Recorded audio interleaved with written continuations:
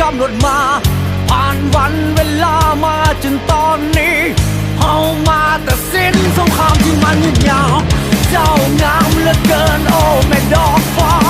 แต่ข้าคนนี้บ่อยากให้ภัยครอบครอง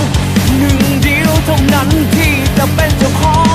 มันต้องมาวัดกันอย่างลูกผู้ชายเปลวไฟหุ่มหอมทั่วสนามคุณสักคำฟ้ามันต้องมีผู้เดียว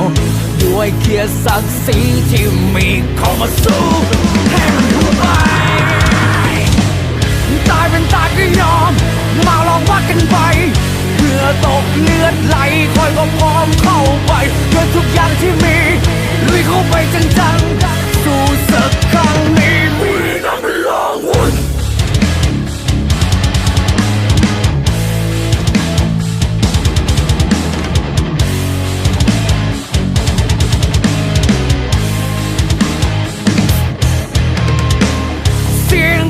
สนั่นลั่นไปทั่วฟ้า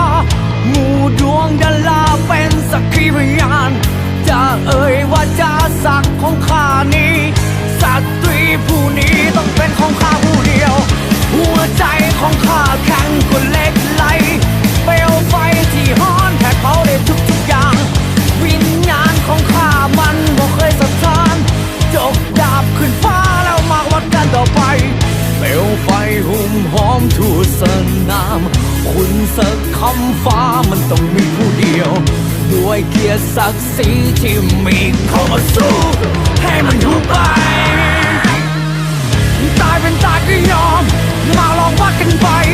เพื่อตกเลือดไหลคอยก็พร้อมเข้าไปด้วยทุกอย่างที่มีลุยเข้าไปจังๆสู้สักครั้งนี้มีน้ำลางวัน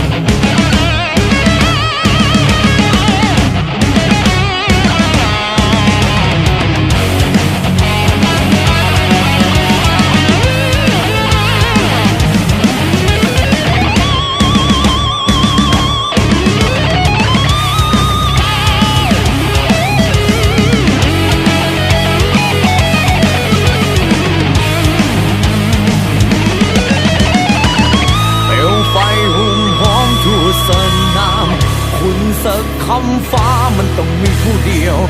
ด้วยเกียรติศักดิ์ศรีที่มีเข้ามาสู้